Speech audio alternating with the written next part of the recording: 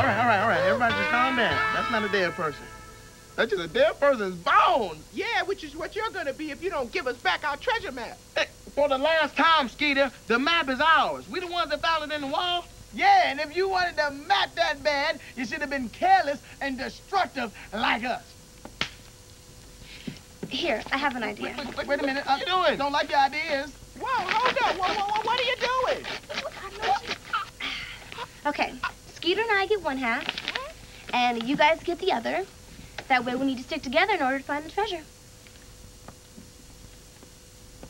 All right, I guess that'll work. But hey, if we're gonna be one big team, then the two of you are gonna have to be responsible and take this as seriously as me and Kale. Hey, check out Mr. Dancy Mode!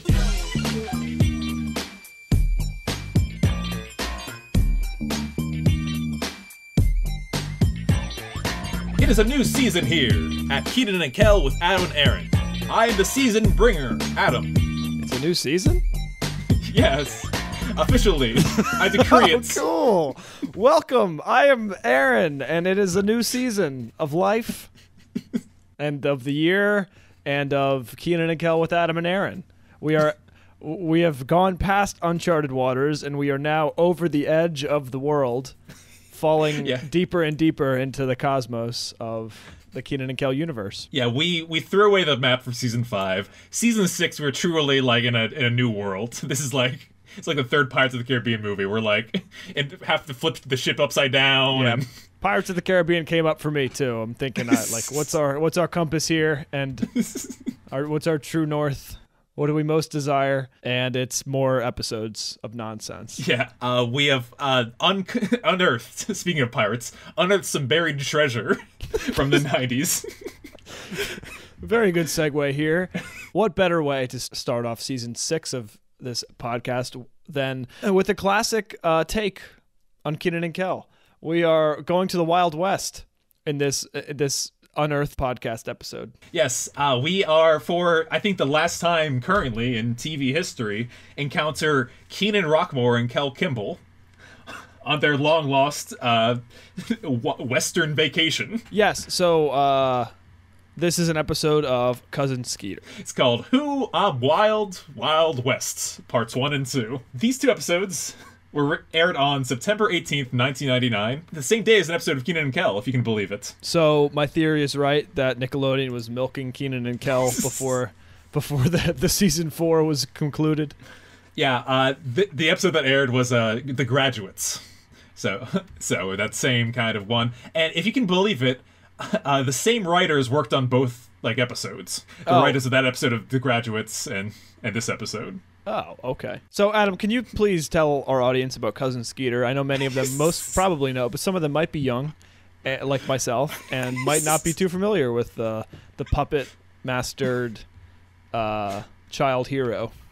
Yeah, it's I'm not sure how popular Cousin Skeeter is, namely because of how hard to find this show. Like, it's not on any streaming services. You can't load up Paramount Plus and watch Cousin Skeeter go to town. Yeah, but no, he is a he's a Muppet from the Jim Henson family, who is African American in design, voiced by Bill Bellamy. Did you say Muppet or puppet? Muppet is what they call the Jim Henson puppets. Puppets typically just like a hand puppet. Muppets, they have a lot more range of movement. Oh, so a Muppet is a style of puppet? Yes, it is. I thought the Muppets was like a trademarked. That's where they get the name from. The moving puppets, Muppets. Okay. All right. Well, this is now my new favorite Muppet. Cousin Skeeter. Yes. Yeah. Cousin Skeeter. This show is about a boy named Bobby, who his dad is played by the guy that plays Raven Baxter's dad. Oh yeah. Rondell Sheridan. Yeah. The way that the show works is that he's living in New York City, and his cousin Skeeter is coming to live with them. His cousin's a little weird, and by a little weird, it's not just because he's from Georgia. It's because he is a Muppet. Now, does anybody ever acknowledge that he's a Muppet, or is that just... No. Okay. At no point on the entire show is it ever pointed out. Okay. So, yes. Now you understand my confusion. Yeah, one might say having no one call him out on it makes the point of him being a Muppet pointless. Like, why make him a Muppet if, like, it was never going to be part of the plot? You know, I really wonder, I wonder why Bill Bellamy didn't want to just act. Maybe did they want him? Did they maybe want him to do it? And then he's like, I'm too busy. Based off some of his line reads on this special, I would say that his heart was not in the project. He's like, yeah, I'll give you a voice, but that's it. Figure it out. How much of the regular Muppets have you seen, Aaron, of Kermit the Frog and his crew? Not much? Nothing? No. Nope. They have, like, kind of catchphrases and sounds they make. Their take on Cousin Skeeter is they're like, you know, okay, so his thing is going to be like, he's like drops like little rhymey verses and things like that. He's a rapper. He's kind of like a little rapper. It's weird because his dialogue to listen to is very frustrating is what I'd say, because instead of saying stuff, he says like, you know, I'm a strip of leather that's well put together. Let's go. And just all these bits. That's some are a little entertaining, but just a little bit. I would not say there's a reason not a lot of people remember Cousin Skeeter. Well, you know, I wonder how popular it was for kids. Mm-hmm. Because I was definitely a kid at this time, but we didn't watch it, but I wonder if there was a certain age range of kids that really liked it, because it was kind of like Sesame Street-like. And it seems like, really, from watching this episode, the audience is a little bit younger.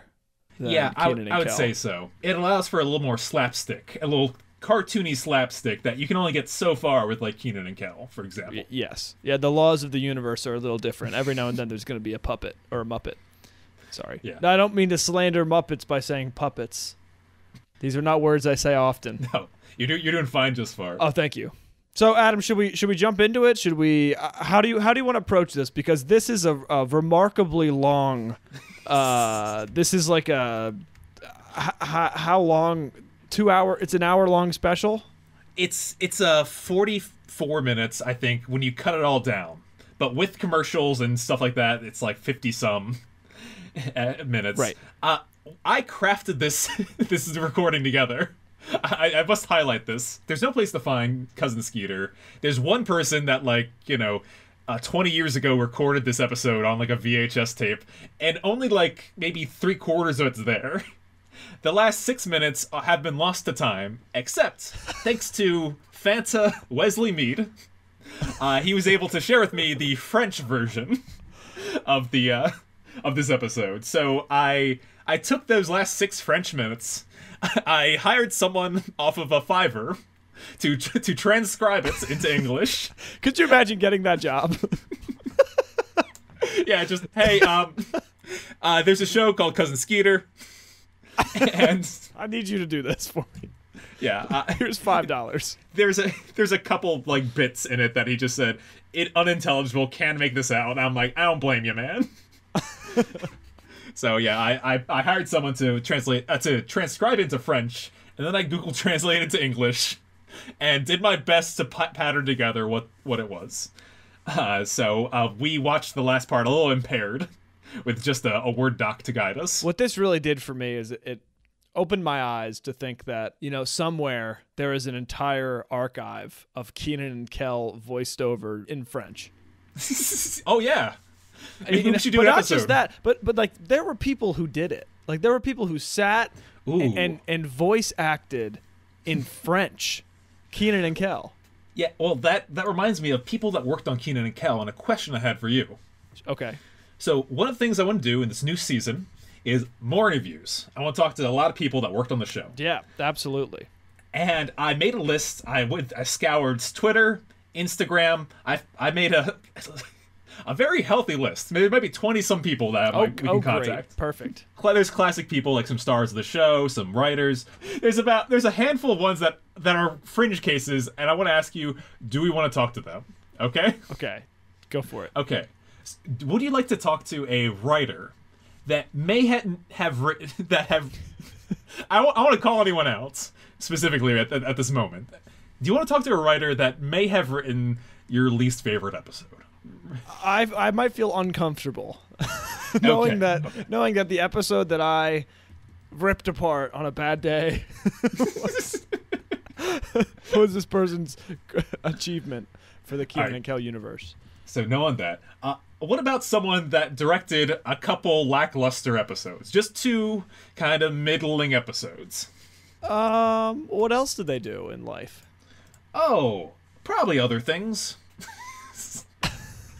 They might have a podcast nowadays where they talk about just whatever. Was it you? No, it was not me. Yeah. If they have a podcast, let's talk to them. Podcast, yes. Bill Bellamy, speak of the devil. Yeah, it would be awesome. Are you kidding? Okay. Yeah. Reach out to Bill Bellamy. Brian Robbins, the director of Good Burger, who's now the CEO of Nickelodeon. I think it might be a long shot, but should I shoot that shot? Absolutely, we should shoot that shot. Are you kidding? Okay, yeah. A long shot like that, good. Coolio. Adam? I know that Coolio is no longer with us, but do you think it's worth, in memorial, sending a message to his Twitter and asking if you would like to be on the show? How? I don't know how Coolio works nowadays. There might be like the Coolio company, like the Coolio estate, might reach out to us and send a representative. Like the son of Coolio. I don't know. Okay. If anybody from the Coolio family would like to talk to us, maybe they should reach out. But I don't know if we should bother them. All right, that's fair. That's a fair point. They'll come to us.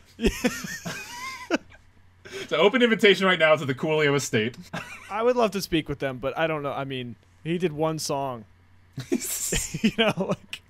Yeah, they probably weren't involved in the creative process.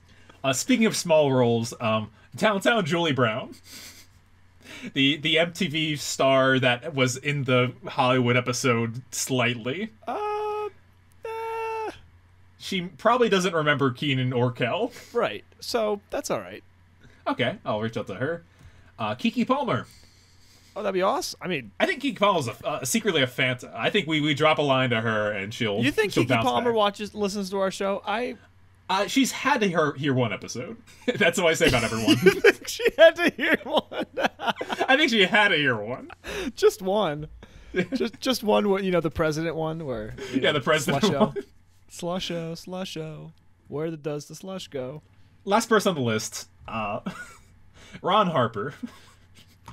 I can DM him on Twitter right now, but absolutely, we should talk to Ron Harper if he's interested. Okay, great. I would be honored. That's very helpful there. Thank you for going through that list with me. You're welcome. One more final point of order. A little Kenan and Kel news.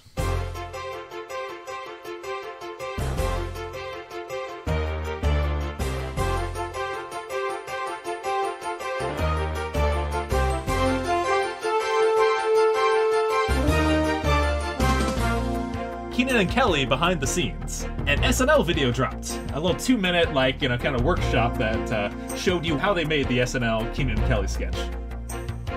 Yeah, and it's pretty enlightening. What I liked was that it's basically a Kenan interview. And he said that the crew put together the set in 48 hours. Yeah, they recreated Rigby's in 48 hours. That is impressive. For the level of detail they got. Incredible attention to detail. They showed you the signs, they showed the phlegm fighter too, and things that didn't even make it into the final episode. I would have loved to just kind of, be a fly on the wall when they were making it. Just seeing people write on paper, just like a Chris sign. Make the slusho machine. I would love a whole show about what that process is like. I've seen some 24-hour theater productions, and those guys work real hard around the clock. I wonder what the number of people working on it is to make that kind of right. And the organization. Just imagine the organization to get everything in place. Well, Adam, you know who we should add to that list? We should add just an associate producer, like somebody who's kind of. Or assistant producer. What is it? What are the people who run around and don't get paid very much money? They're the kind of gophers and stuff like that. Yeah, we should interview one of them. Okay, because that's what we are in their world. I will also reach behind the scenes. Mostly, I'm looking at writers and directors right now, but let's keep scratching until we build a good resume. Yes. So this is an open invitation if you're interested in being if you've been involved with Kenan and Kel and you're interested in being interviewed. Yeah. Also, if you've seen Kenan and Kel, if you were one of those lucky kids that Oh, not just the walking down the street. Like if you witnessed the show growing up. Like if you found yourself in Orlando, Florida. Oh, yeah, we would love to talk to you. Yes, if you were there for a live studio audience and you received a corn dog from Cal. So many questions about the corn dog. So many questions about, many different things. But there was definitely a lot of kids who watched the show. So, yeah, let us know. Drop us a line, KenanKellPodcast@gmail.com. So there was an interview, also worth mentioning here. Kenan and Kel have been in a couple interviews talking about the recent projects together, including Kenan had an interview with Mashable talking Good Burger 2. Oh, yeah? Oh, cool. So listen to this. He said that they are picking up where we left off, but a lot has happened with these characters in the years since then. What matters is the energy and the performance we give to them. There needs to be a villain. I want to see Kel physically doing fun stuff. On the topic of returning cast, he said, we called everybody. Everybody who's still here and with us. I'm curious to see who all comes back. And yeah, what kind of villain take they have. Villain. Yes, who is the villain? And will it be as anti-industrial complex as the first one? I'm curious. I doubt it. The industrial complex has grown quite tremendously in the years since. It's got its own industry. If you're wondering what we're talking about, you should probably go listen to our Good Burger review. Yes. Good Burger should have definitely made that list of historic movies, but oh yeah, no, it's a shame we did not make the cuts. it's all right. Yeah. Hey, there's always next year. We can apply every year to the National Film Institute. I gotta say, Aaron, I am very upset that we lost into the National Film Institute. We came in second to such films as The Little Mermaid and Iron Man. I can't believe those got rewarded before us. This is ridiculous. I agree with you entirely. Iron Man does not deserve a place on that list. It's only made $1 trillion over. No, nonsense. Over several movies. Started the greatest movie franchise in the history. Most profitable. Okay. Anything else for Kenan and Kel news, Adam, in this season 6? One last thing is there was a young boy that was featured in a Kenan and Kel story. A young lad. We talked about this over the phone. Do you remember him? Oh, Corn Boy. Yeah, Corn Boy has crossed paths into the Kenan and Kel universe. Yes. I couldn't be happier about this. Can you describe what happened? Yeah, so there was an interview with, it was Kenan Thompson and Kevin Hart. Yes. They were on, TV on a panel, and they called in, the Corn Kid. What's his name? I just call him Corn Boy or Corn Boy. Kid. Yeah, Cone. Corn. And he says to Kevin Hart, he says, "Oh, it's Kenan and Kel. Oh, Kel, you are so funny." Something like that. Yeah, and Kevin Hart is really just an incredible expression as he's been mistaken as Kel. He goes, "Oh," his face is just, and then Kenan goes, "Yeah, what later on he goes, "Well, what about Kevin Hart? Isn't he funny?" And the kid goes, "Yeah, but Kel's better," or something like that, right?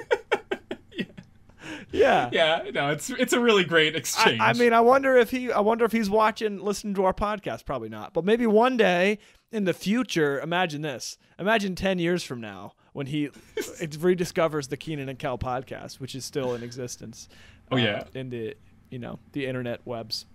Yeah, we're going nowhere. Don't worry about it. I have one final piece here. An exclusive piece of Kenan and Kel with Ab and Aaron merchandise.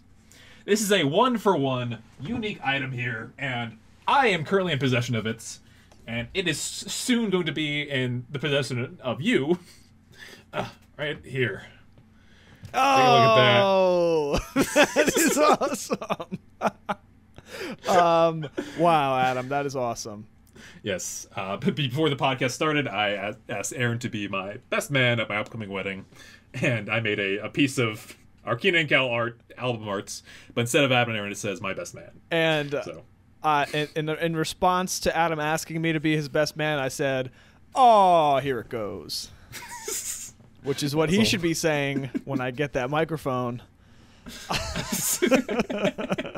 Just you wait. I'll record it and share it on the Kenan and Kel. No, I think the fans might want to hear it a little bit. I think they would want to hear it, right? Yeah. I'll see what I can do. I'll get a Lepellier. I can write off my wedding as a business expense.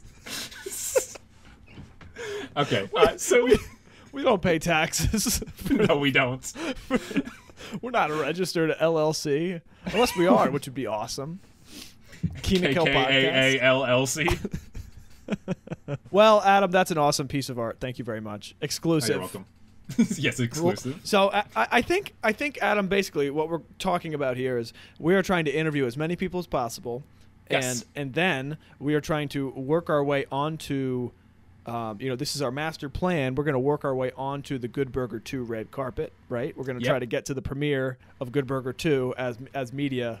We're going to try to get media passes. There can be several goals. We're going to have a March Madness bracket. I'm going to attempt to climb the stairs of the Sears Tower. We're going to do whatever it takes. I think it's time. It's time to do it, I mean, yeah. Will we ever branch into another comedy duo? Probably not. It's Kenan and Kel all the way down. I think we definitely should reach out. Cal better be on that list, right? Yeah. Oh yeah. Well, now let's reach out to everyone, and then once our resumes pish posh, A+, then we'll go for the big wins. Cal might be waiting, man. He might be waiting. He could be waiting all this time. Maybe he's being insulted that we haven't reached out to him. Maybe. I would love to talk to you, Cal. I'd love to talk to you. We're gonna reach out to everybody. We're just gonna try to talk to people. All right. Well, we've stalled long enough. Okay. Here we go. Let's talk the Wild Wild West. Okay, so this episode is set on a dude ranch, and I guess you're as lost as everybody else watching this show. When the first thing you see is just Kenan and Kel just at some ranch in the ambiguous West. Kenan explains that Kel could go anywhere they wanted for his birthday, and he chose the Dude Ranch. And the Dude Ranch is called Lazy Eye Ranch. Mm-hmm. Except it's I as in the letter I. Now, Adam, I have to say, I did appreciate some aspects of this episode because I've been watching Yellowstone. And oh, great. It's a great show. It's a great show. The cowboy, even though, as we'll see, he has a dark side to him, he's definitely nicer than all the cowboys on Yellowstone. So, oh, well, that's good. Yes, Kenan and Kel meet up with Zeke Mulligan, who runs the ranch. I will say, I watched this episode twice. I kind of liked him a little. I thought he was a little bit funny the second go around. Good character, He's this, old cowboy guy who's got rides a horse named Liberty. Yes, it's very fun. He's also very fantastical. He can actually talk to Liberty, as shown in later scenes. Yes, definitely. As many cowboys have close relationships with their horses. Kel refers to themselves as city slickers, and it's time to rough ourselves up, and Zika shows them around. This is an episode of Cousin Skeeter. Kenan and Kel are in the Wild Wild West. I guess this probably aired before the episode of Kenan and Kel. They're clearly in some ranch in California, I would probably imagine. But yeah, I would say so. And it's you can tell early on by the plot that they couldn't get the cast of both shows at the same time, really. Right. Bobby, who is from Cousin Skeeter, he's the main character of Cousin Skeeter. He's usually the star. He has a voiceover shortly, because he has that in every episode. But he's very absent from this. He's in 2 scenes and spends a lot of the rest just kind of running around in the background. Zeke shows him around. He's like, this is the mess hall, and you can tell pretty early on that Kenan and Kel's writing's it's not their usual. Yeah, mess hall. Oh, that seems messy. And the outhouse, and Kenan's just like, oh, that's okay. I'll just go in the bathroom in my room. And Kel's kind of like, Zeke is like, ha ha ha ha ha, there's no bathroom in your room. And then Kel, you don't even have your own room. That's a good one. And then Kel just kind of hops on him and keeps laughing at him. I would say Kel's very supportive in this episode. He's there's a lot of him nodding and yes man and everyone else doing their thing. Right. And they basically settle down for the night in their room. They get in the bunkhouse. It's definitely dirty. They're getting ready to go to bed. And what happens, Adam? Kenan climbs to his bed, but then it turns out that someone else is in his bed. It's Skeeter. Yes, it's Skeeter, who they do not mention as a Muppet. And he's very sassy off the bat. This is my first encounter with Skeeter as a viewer, and I'm very. You knew he was a puppet first, right? Yeah, Because that'd be very shocking if you went into this and you had no idea. I didn't know. You didn't? I didn't really. And then I'm like, okay, wait a second. Then I looked it up and I'm like, I see a puppet. I'm like, all right. This show is about a puppet named Skeeter. I had no idea what Cousin Skeeter was. We've been talking about doing this episode for weeks, and I didn't do a bunch of research, you know? I just figured it was a normal Nickelodeon sitcom. Yeah, no, Kenan and Kel, they see a whole puppet man right there, and they're totally cool with it. Yeah, Kenan's like, oh, it's okay. I'll take the top bunk. Skeeter explains that he's here with Bobby and Nina, and they had won their school's magazine subscription. They sold the most. So now they got to do this trip. I was reflecting on this before. We had those types of things in grade school, remember? Of course we did. Yeah, the chocolate bars. Yeah. We would go around selling chocolate to our neighbors, and every year they were like, oh, God. These kids come again. Gertrude Hawk chocolates. One of the craziest things that they allowed us to do in school. Just go around to strangers' houses. Here, practice your solicitation. Yeah, here, go hawk things so that we can get money. We're gonna use our innocent children to do this. You know, it was probably like a marketing tool for them, because then all of the neighbors in the neighborhood knew that like this kid went to this Catholic school. You know what I mean? Like, oh, look at those little businessmen. Yeah, that could definitely be the case. It probably reflects well on them, but you also get stupid money for using child labor, essentially. Oh, but it was for a good cause, right? Yeah, and you get to spend some time in the money pit. Oh yeah, they used to have an assembly, and this guy would just like do random stuff, and then there was like this inflatable box that they would like put money, like fake money in. I thought it was real money, but yeah, you grab like a bunch of $1 bills and try and didn't leave you do with that? A lot. I never did it. Oh, I remember watching older kids like going, and I'm like, I bet I could grab so much. Well, it looks like a lot of fun. I get it. That guy's job must be one of the worst ones on the planet. I have to imagine. Having to trick children into selling your wares. Being in a school for a couple years, I mean, there's definitely like, you know, crews of people that come and put on assemblies, and they charge a ridiculous amount of money, and schools are always like looking for things to have their kids do that are different. Yeah, I guess so. It's got to be a strange job unless you really like working with kids and showing kids how capitalism works, I suppose. Look, this person has stuff, and now you sell it. Kenan lays down for a good night's rest, and Cousin Skeeter's so excited, he keeps singing Home on the Range, and Cal joins him. Yep. And then we hop to the Cousin Skeeter theme song, which I don't want to really talk about. Yeah, no. He's dancing with all like these ladies in like shiny sequence outfits. Now it's Kenan and Kel's style theme song, definitely inspired by Kenan and Kel. Except absolutely. Without Coolio, it's not Coolio. It's like R&B singers. Yeah, it's some R&B beats. Yeah, and I don't think it hits as hard as Coolio does. No, Cousin Skeeter's cool, and he's a Muppet. How would you describe Cousin Skeeter's personality from what you see in this episode? He's irritated. And like posh, but in like an egotistical or egomaniac kind of way. He's got a kind of big ego narcissist. Yeah, vibes he's got a big head.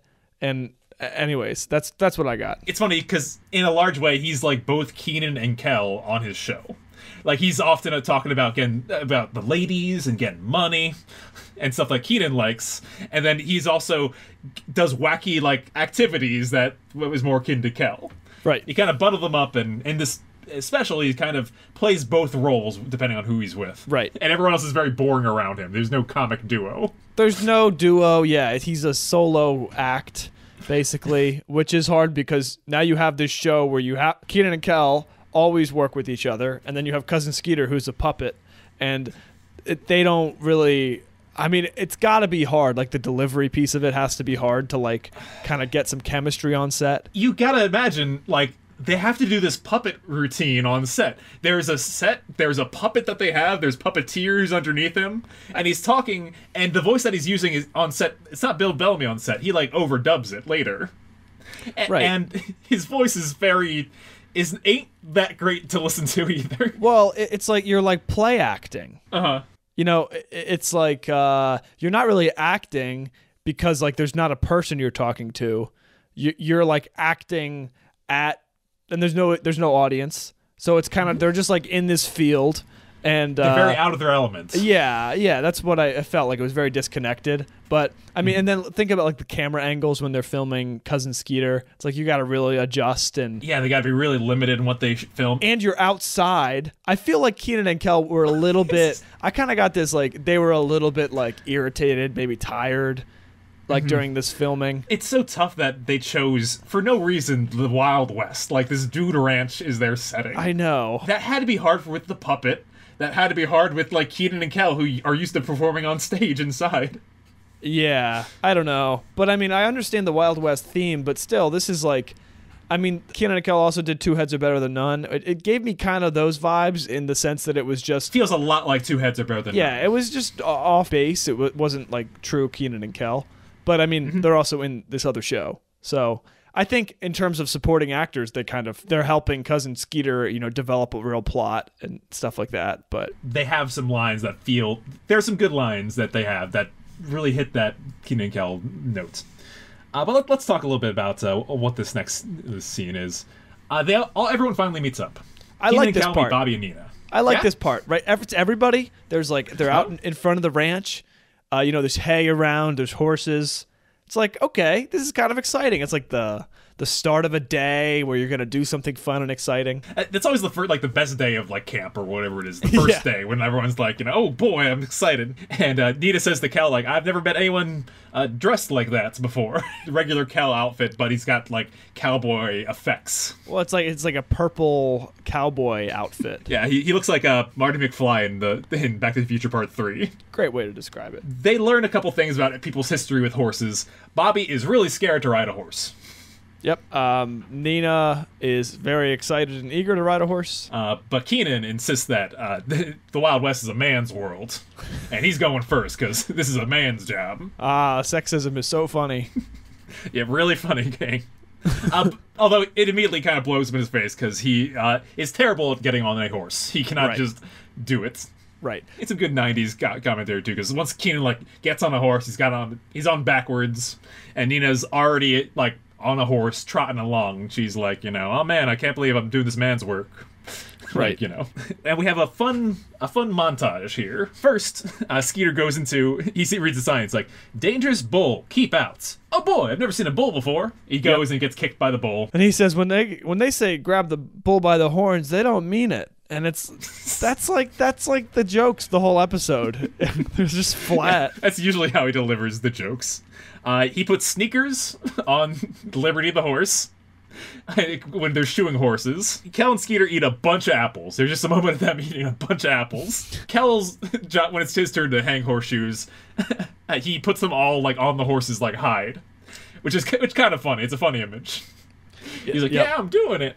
Yeah, that's a good one. And then there's they're lassoing at one point. They're just kind of roping. And Kel gets all tangled up in the rope. And it's like Kenan just kind of shouting at him and get him undone. You can tell a couple Kenan lines are ad-libbed, and they're good lines, I'd say. Yeah. Bobby finally gets on top of a horse. And Nina, who in the show is at first they're flirting at a couple seasons, then they're dating in later seasons. I think by now they're kind of, they're a thing, or nearly a thing. And Nina's like, hey, let's go for a hike together. And Bobby's like, oh, okay, I'm fine walking. But he's like, no, on back of our horses. And Bobby's trying to play off that he's bad at horses. Right. So inevitably he gets on the horse, and then he's like, okay, fine, he's feeling better. And then Kel smacks its butt. And he's like, way to go, Bobby! And the horse is off. And the horse, runs. And then Zeke says, it's okay, that horse's name is Boomerang. He'll come back. He always comes back home.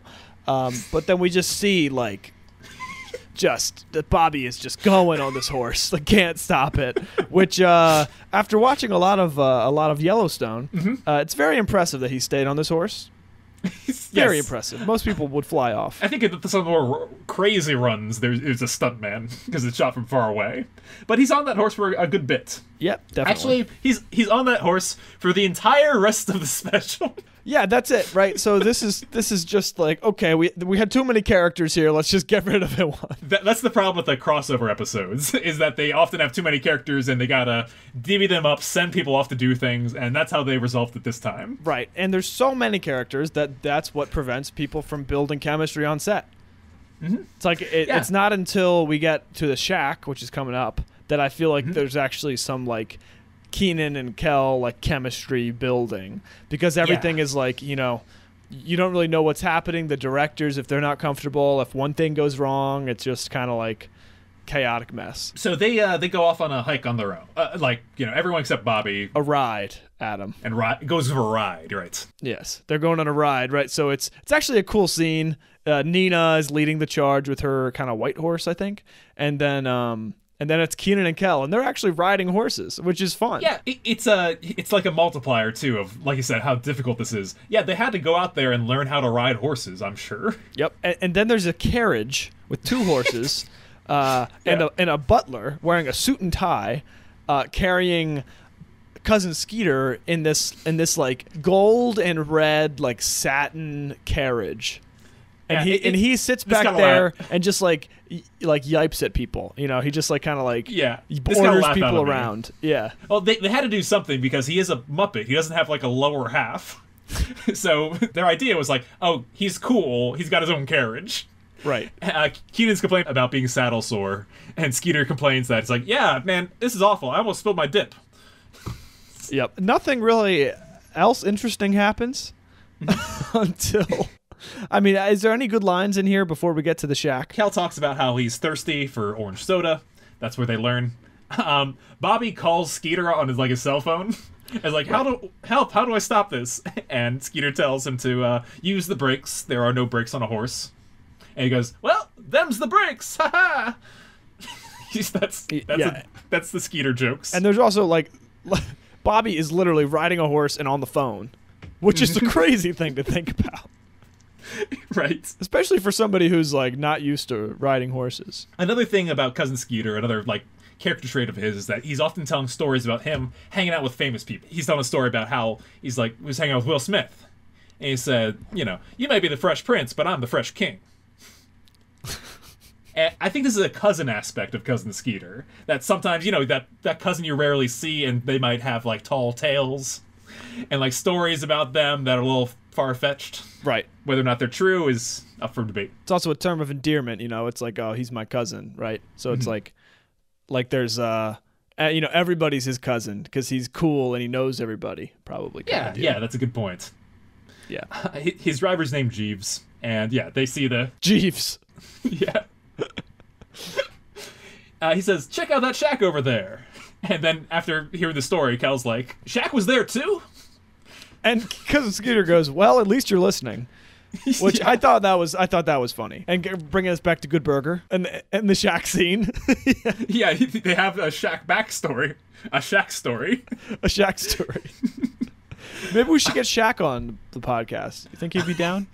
I think he does more things than most people. So by that principle, he does like him podcasts. and like Snoop Dogg. Just be like, yo, Snoop, can you come chat about, you know, rap about Kenan and Kel real quick? Like make a Coolio 2.0. I bet Snoop would make like a good Good Burger 2 like soundtrack. Oh yeah, I'm for it. We don't have George Carlin anymore, or George, whatever the George was from that movie. So maybe Snoop will be a good substitute. That would be awesome. That would be so good if Snoop just worked there. Listen up, Snoop. This is your chance, man. Get in the game. It's not even a character either. He's Snoop. Like, yeah, he's just there. He's like, I'm just picking up some extra hours, man. Got to stay with the people, you know. You got to keep it low to the ground. They got to debate back and forth, and Skeeter's like, oh, where's your sense of adventure? Let's do this. This is a shack. We're out here. Let's have a good time. And he gets Kel to go first by kind of tempting him and saying, like, you know, it's probably hot and cold running orange soda in there. And Kel says, yeah, like, why else would somebody put a shack in the wilderness except to get orange soda? like keep orange soda in it. Kenan says, it doesn't look like it has anything invented in the last 200 years. So Cal, goes on foot, approaches, sees a snake, whatever, and then he gets there. Don't worry, it's not a big steak. Yep, I mean, it's just like goofy, so they end up in this shack. Cal has this bow and arrow, and Kenan's like, put that down, you're going to hurt somebody. And then it's Kenan, put an apple on your head. Kenan, Cal, Skeeter, and Nina, who are in this shack. Skeeter scares everyone with a bear, like a stuffed bear that he finds. he says that he's allergic to bears, but it was worth it. When he scares him, Cal shoots off an arrow.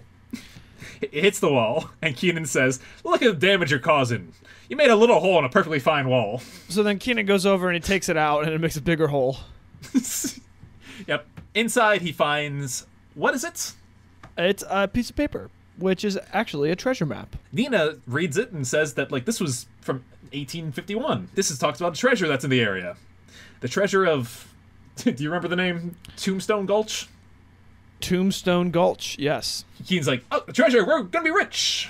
Kel, we're gonna be rich. Whose map is this? And then they look over and there's bones, like a skeleton sitting in the corner. And suddenly people have Tombstone Gulch madness. Yep. They start getting, well, it was my idea to come to the shack, Skeeter says. That treasure belongs to me. And I mean, me and Nina, after she hits him. It's like, it was our arrow. They argue about it. What's Nina's solution? Basically, Nina rips the map in half, gives half to Kenan and half to Skeeter. And that's the resolution here, and everybody's okay with it. Because Skeeter and Kenan clearly are just not, they're not compatible. This is a good crossover energy. Right. It's that two stars of the show kind of button heads with each other. Oil and water. Oil and water, these two. Never get along if they even dreamed of it. A good line in the scene I do want to say is that Kenan says, if you want that map that bad, you should have been careless and destructive like us. And Cal's like, yeah, and they give each other high fives. Mm-hmm. So far, pretty good plot development. Pretty good plot. Yeah. This part of the episode was... You mean a plot has developed? A plot has developed. Decent, not the best, but decent use of characters. Mm-hmm. Part 1, not too shabby so far. Not bad at all. So join us for Kenan and Kel with Adam and Aaron Part 2. Welcome back to Kenan and Kel with Adam and Aaron. I'm Adam. Was that the end of Part 1? Yes, I guess. I don't think so. I was just kind of reminiscing. So they go back to camp. They go back to Lazy Eye Ranch, and they are planning a big camping trip to travel the whole length of the map. No, they're trying not to tell Zeke. This was the scene that made me realize that it's like, oh, they kind of have a lot of shared pain between these shows. Skeeter and Kel both have moments when they accidentally let drop what's happening. Bobby still has not come back yet. We cut them running away. And yeah, they're making a plan to go camping. And they accidentally let it drop that, oh, we found a treasure map and we're going to be looking for treasure. When Skeeter dropped his line, though, he was like, Zeke was like, what? And he said, oh yeah, we're going to go looking for treasure, the treasure of nature. Every day in nature is a treasure, and I like that. That's something I would say. And then that is a you line, isn't it? And then Cal just blatantly said, "Yeah, Tombstone Gulch." Yeah, he says, "Hey, Kenan, do you think this bag's big enough to hold the lost treasure of Tombstone Gulch?" Yes. Which great Cal line. Yep, great Cal line. I love this Zeke line. It's such a cowboy line. Basically they're talking about Tombstone and how they're gonna find it and blah blah blah, and he goes, "You silly people and your ideas." That's such a cowboy line. Yeah. You people and your ideas always getting you into trouble. Hey, he's right on the mark. That is what they do to get into trouble. What they just don't know is that the trouble might be in the shape of Zeke. And then, Kel basically tries to steal this bag from this old lady, and then she beats him. They start their journey. They're talking about 400 paces, uphill, taxi. One of them Skeeter isms. Yep. And Kenan is very annoyed with him. I love how quickly Kenan starts to hate Skeeter. And I think it's just a matter of the style of filming, and they're out in the wilderness, and Kenan, Kenan Thompson is probably like, this is enough. I'm just going to be annoyed. Do you think this is the special that made Kenan stop wanting to do Kenan and Kel? Something like it, probably. It's the same kind of hey, be funny for us. It's in the desert. Read these not as funny lines. It's I'm more of a witty funny when things are low stakes. and in Chicago. You take somebody out of their element, it's like, it's hard to, I wouldn't put Jason Bourne, like, I guess a Jason Bourne in the Wild West would be pretty cool. Okay, that was terrible. That would be great. What are you talking they should about? really make another one. I'm gonna be honest with you, Aaron. Most things get cooler when you put them in the Wild West. Kenan and Kel's not one of Kenan them. and Kel is not one of them. But you put the Muppets in the Wild West, that'd be really cool. Yeah, SpongeBob in the Wild West. Put the Matrix in the West. Yeah, this is all great. Yeah. They both, have sets for their shows. Cousin Skeeter could come on Kenan and Kel. Or, Kenan and Kel could go to the Cousin Skeeter, sets. Yeah, or something could happen and, Cousin Skeeter goes to Chicago and meets up with one of those famous people, like Michael Jordan. They both go to a secondary location. Yeah, everybody's trying to make the best episode yet. Everyone's trying to find gold. That's right. Like them, as they're camping out. Yep, they're camping, and then Bobby's still riding. And but Bobby is sleeping on Boomerang's back. He's standing in his saddle, asleep as the horse is asleep. It's very funny. That's the one good bit of it, I'd say. So they're around this campfire, and then Nina and Kel go to look for firewood. Kel is he's cooking marshmallows, and he has the whole bag of marshmallows on a stick. Yeah, roasting it's over funny. The fire. Kenan says to Nina when she leaves, "Leave your backpack. You don't need all that." And she's like, "How stupid do you think I am?" And he's just like, "Oh, I guess not smarter than I thought." Right. So her backpack has the map in it. I don't know why she couldn't have just taken the map out. Kel's backpack has 4 liters of orange soda, which is a conservative amount. For 2 liters, yeah, a whole lot. That's like a day's worth of orange soda for Kel. Yeah, that's what I mean. It's like, I would have expected him to kind of bring a whole jug. And we see some figure watching the shadows. Then we cut to Nina and Kel walking around the dark. Great Kel line. "I can't find any firewood. Now, no matter how many logs I look under, how many branches I kick aside." Yeah, and Nina's just like, well, who are you? This is the part where now Nina has the Kenan role of getting really annoyed with Kel. Because Kel is, I would say, his most annoying that he's ever been the rest of this episode.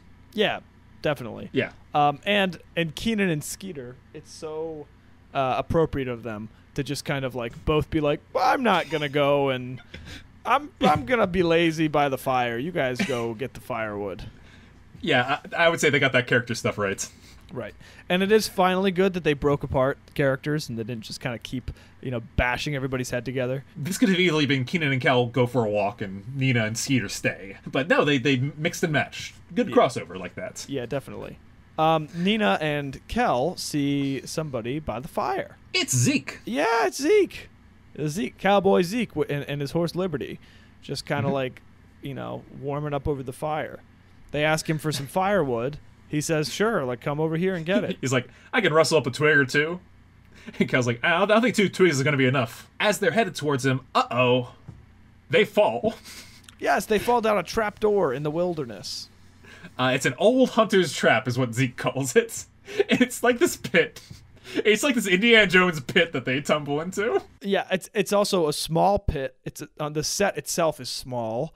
There's a really 6-foot diameter half circle of fake rocks that are built up, and the problem is that the cave or the thing that they fell in is not big enough to improv in, and essentially they're stuck. Literally, they're stuck. Their characters are stuck down there, just being stuck. All they have to do is talk about spiders and being stuck for and the being rest scared of the... and yelling in different tones and it's just it was that part that is not a good plot point. No, you can't trap 2 of your most important characters. And this is also clearly filmed on a set. They leave the great outdoors for this little pit. That 2 characters they get in just do it having nothing to do, just Kel being annoying, but anyway, as the plot goes, Zeke's like, "Well, I'll pull you up. Lighten your load. Why don't you send up your bags?" That's pretty good, cowboy. Well, thank you very much. I don't know. That's more like a Doug Dimsdale. Doug Dimmadome, owner of the Dimdale's Dimdome. Yeah, that one. Just lighten your load up and send those bags here yonder. Send them up yonder, up this way. That's a little rougher. Good Zeke. And he, pulls out the treasure map from Nina's bag. He wants the Tombstone Gulch treasure all along. Yes, and he makes sure to tell them about it, and they get worried, and then he pushes a boulder over the opening. He truly Indiana Jones traps them. And this is where they end up for the most of the rest of the episode. Yep. Yeah, so we know what Bobby's doing. For all their scenes in the pits, I will say I did like the shouting line when Nina's shouting, "Help, help!" and Kel's whispering, "Help, help." Yeah. And she says, "Kel, no one can hear you if you're whispering." And he's like, "No one can hear you either. At least I'm saving energy." Which, brilliant line from Kel. He has those moments of clarity, and I think that's a good Kel line. It's a good Kel line. Yep. Kind of a patronizing Kel line, but sure. Yeah, a little bit. A little mean. A bad Kel line is when he starts killing spiders. As we know from Safe and Sorry, Kel loves animals, as we also learned from the You Dirty Rat. And when faced with a spider, he would sooner scare it away than actually kill it. In this one, he's seen killing them. I do not believe in that. That is not true. Not the Kel I know. Yes, Kel would not kill a bunch of spiders. And Kenan would never kill a rat again. Yes, he does not kill a rat in this for what it's worth, so it is true to that. Yes, that's true. Yeah, but that kind of just keeps going on, and we keep cutting back to it, and nothing has changed except for they grow a little bit more and more desperate, and Kel grows a little bit more and more annoying. It's not good for the characters to just be stuck with nothing down there except for shoes to hit spiders. Yeah, all the fun Dude Ranch things are now gone. Yeah, exactly. Right, there's so many fun things they could have done. We had fun on the Dude Ranch. He was hanging up shoes and throwing a lasso around. They kept going, had a better campfire scene. But anyways, so Kenan is kind of sleeping under his blanket. Skeeter's there, and they're kind of he says to Skeeter, "We learned about Tombstone Gulch in history class. A big massacre happened there, and now it's haunted by the ghosts of the dead." Oh wait, that was actually Tulip Gulch. And he's pulling Skeeter's leg, who, again, it's fun seeing these guys kind of fighting with each other. Yeah, they go back and forth. Basically, they wake up the next day, and they're like, where did they go? And Skeeter says, they're looking for his firewood. That stuff grows on trees. And Kenan says, I knew I forgot to tell Kel something. Yep, that's good. Then we cut to, they call the carriage back, and the carriage is coming. To escort them there. And then, we cut over to Zeke with his two, stolen loot. Real quick before we go back to Zeke. Great Kenan line 2. He says, let's take turn carrying each other. Why don't you carry me the first 500 miles? That's funny. Zeke is going through the other items in the bags. Orange soda. He says he's more of a sarsaparilla guy. Leaves it in the desert. And what else does he find? Bottle of lotion. $8.95. Guess they've never heard of duck fat. Yep, Zeke line. Yeah. A throwaway cowboy line. So he just tosses it off aside. In the well, Nina's concerned about never going to college. Kel is concerned about never getting to wear his new 12-pack of tube socks. Yep. I don't know about you, but as I've gotten older, that resonates with me a little bit more. If I bought something new and I didn't get to use it, I would be a little upset. I don't know where all my socks go. They just kind of disappear. Well, you have a dog. I know, but I mean, he takes some of them, but there's a lot of. I had to wear a pair of socks 2 times last week. Oh wow, that was bad. That is bad. They were rough times. I really could use a 12-pack of tube socks. Yeah. Though people have been saying that, that used to be the bad gift for Christmas is getting underwear and socks, and now it's oh, socks, hell yeah! Yeah, give me some socks, yeah. See, I've been wearing fun socks for years, and that's the problem. It's fun socks are even the low quality ones are $4 a pair of socks. What? That's dinner. If you're lucky. Yeah, right. Kenan and Skeeter in the wagon. and it gets caught in a rut. Skeeter has arms of steel, and he's gonna lift him out of there.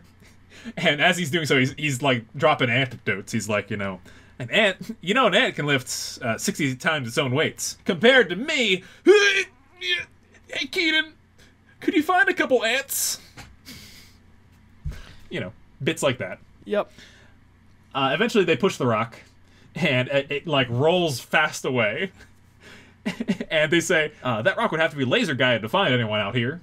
Yep. And then of course there's Zeke, just standing down there at the bottom of the hill, and then the rock just kind of hits him, knocks him on his back. We're in the Cousin Skeeter universe now, where things like that can happen. Like boulders can fall down the hill and hit people, like in what was the Roadrunner?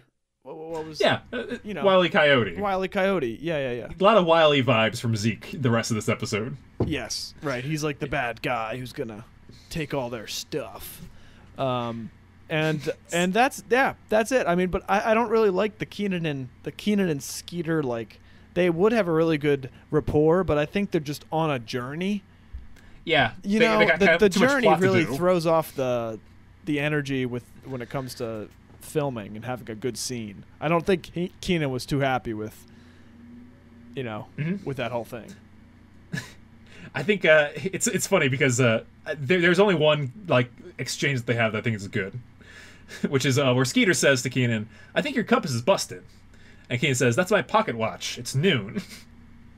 And Skeeter, the funny Skeeter line in my mind is he says, "Well, I've got 5 after 11, so either way, this thing's busted." Right. Not bad. That was pretty good. That was pretty good. I also like that Kenan has a pocket watch in the wilderness, and it doesn't work. He got it as a gift from his friend Mark Cram. Probably. Yes, probably. Yeah. So they find Kel's orange soda bottle, and Kenan realizes that his buddy's in trouble. And I love this moment because Kenan, like, leaps. It's almost like we had to go to another show for Kenan to show, like, love for Kel. Yeah, he's like, wait a second. My friend's in trouble. He has that kind of... Don't worry, Kel. You have nothing to fear but fear itself. And snakes, and wild animals, and cactuses, but I'm coming, brother.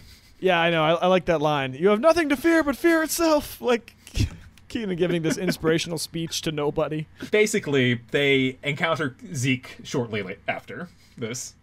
Skeeter finds himself up in the tree. That part's cut out from the episode. I don't know. It was like around an ad break. They come back late. Somehow Skeeter's in a tree, and Kenan is... Yeah. I thought there was a missing piece here. There's like a minute missing there, but Kenan's engaging with Zeke. Yeah, they find each other. Zeke's been following their carriage trails. Mm-hmm. And basically, Kenan realizes that Zeke is up to no good. And this is the part where Zeke reveals that he's like, cowboys don't ever complain. Well, actually, I didn't really want to be a cowboy. That was my pop's idea. I saw myself more in the computer field. Which is a very early 2000s line. Yeah, the computer field. I will say, the computer industry. He should have gotten into computers. I'm telling you. I mean, yeah. Could you imagine getting into computer science in 1992? Yeah, well, get Apple stock then. That'd be a really good move. Yep. He's threatening them, and Skeeter, he's like, "I got your back, Kenan," and he jumps out of this tree. And this part is, I think, the one scene that I laughed out loud at. Skeeter falling from the tree because he falls a ridiculous amount of time. It's almost 30 seconds of him going, "Ah," and it keeps cutting to and from him. And he doesn't land on Zeke or anything. He lands just on the ground. And Zeke explains the trap that he has set up, that Kel and Nina are in. In 15 minutes, the sun is going to be in a position where it'll pass through a magnifying glass and light a fuse of dynamite and to blow up the rock, I guess, that's on top of them. Then the rocks are going to fall. See, that is so Wile E. Coyote. So Wile E. Coyote. Right? Yeah. That is goofy. I missed that part.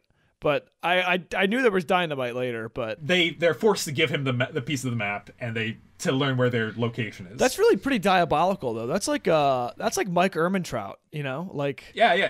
He's not too bad of a villain, I will say. Yeah. Well, I mean, he could have probably killed them or not told them. Made sure that they wouldn't Kenan and Skeeter were taken care of, but I would sooner rope up Kenan and Skeeter right now, since one is like a puppet that's half crumpled on the ground, and the other one's Kenan, who he easily ropes up later in this episode. yeah, I mean, if I was writing this episode, probably what I would do is I would probably have Zeke follow that. First off, what kind of cowboy name is Zeke?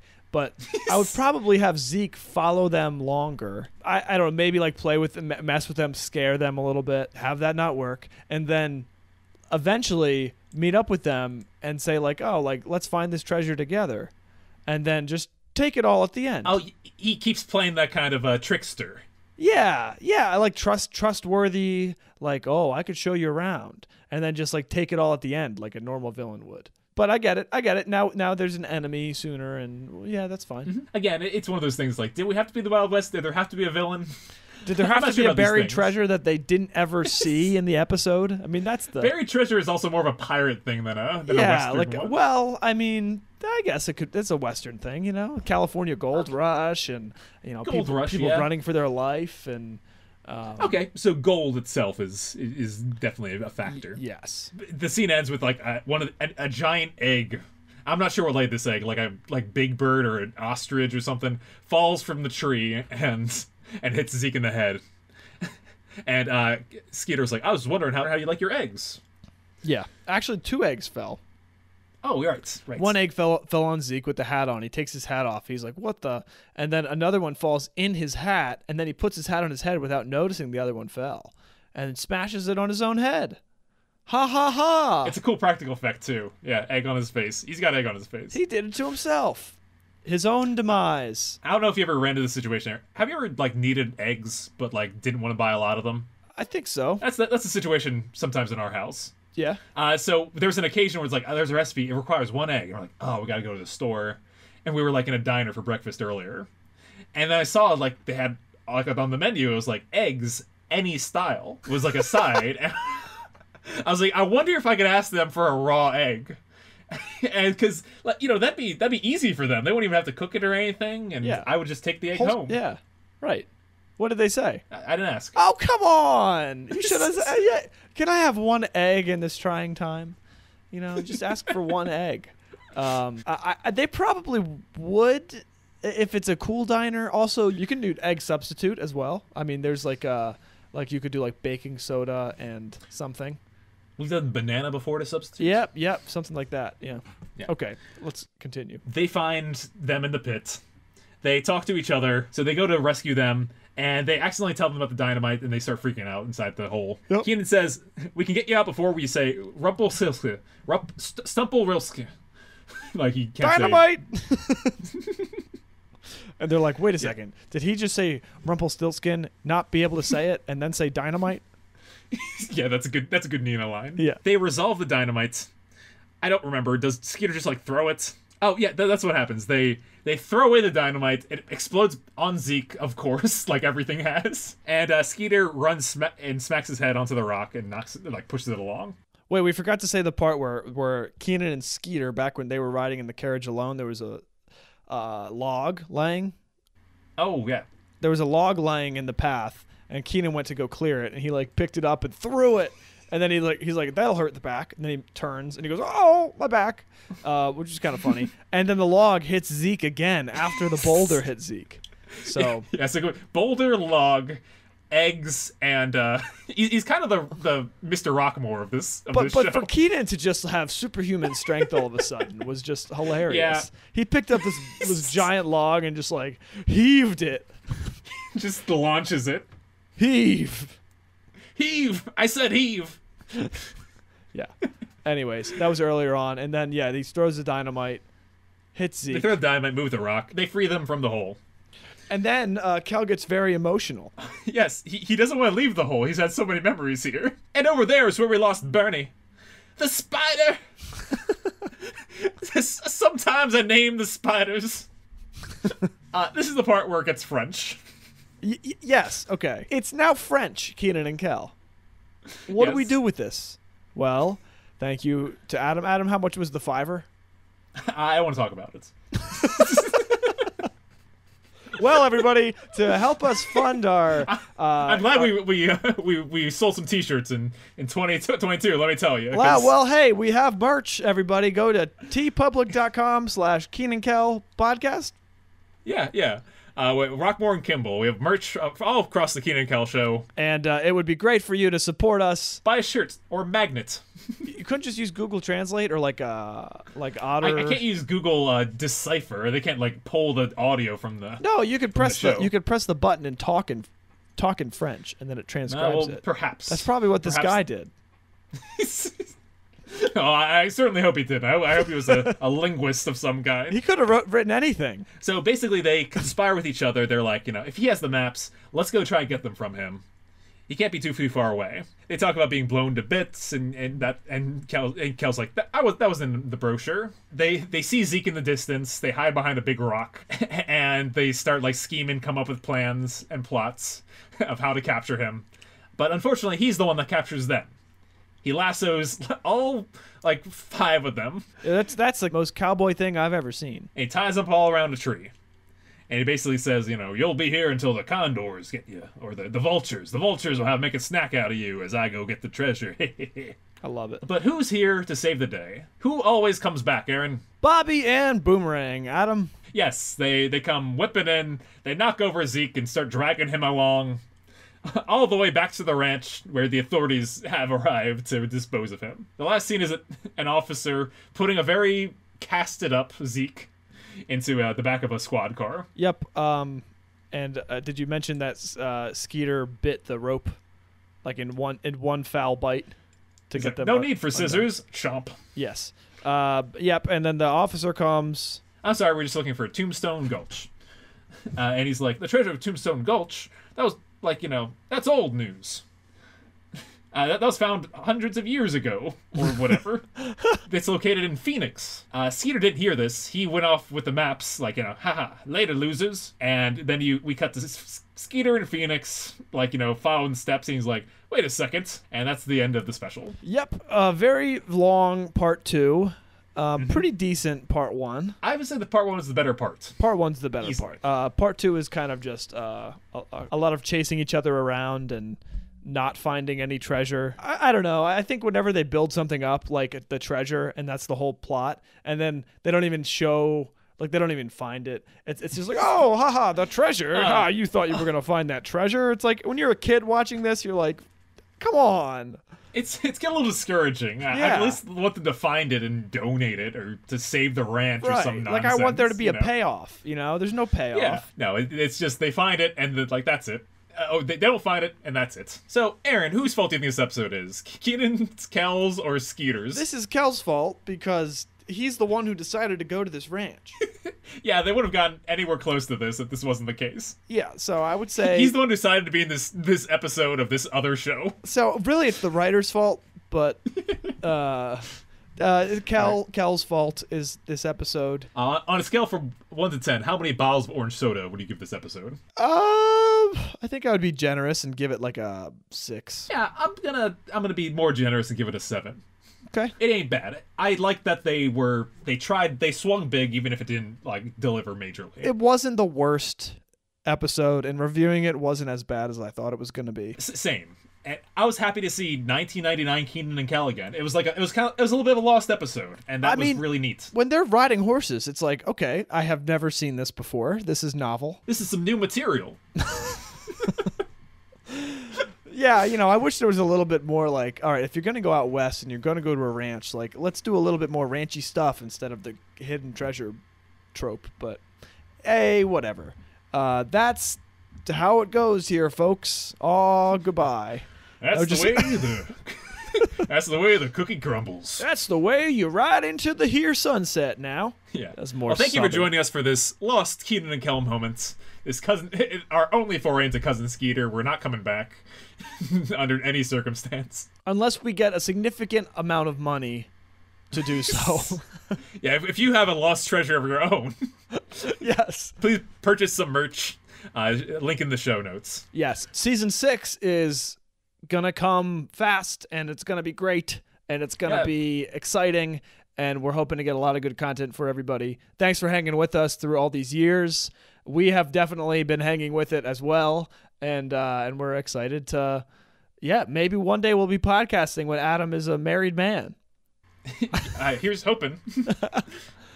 Let's get on that red carpet, people. Join us, please, for the future of Kenan and Kel with Adam and Aaron. You're a part of it. Until next time, everybody. Here it goes. Thank you for listening. You can send us an email at KenanKelPodcast@gmail.com or leave us a voicemail at anchor.fm/KenanKelPodcast. You can find us on Twitter, Instagram, TikTok, all at KenanKelPodcast.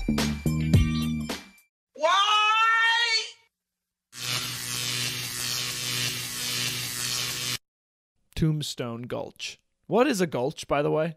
Like a big ravine. Is that a real word? Yeah, gulch.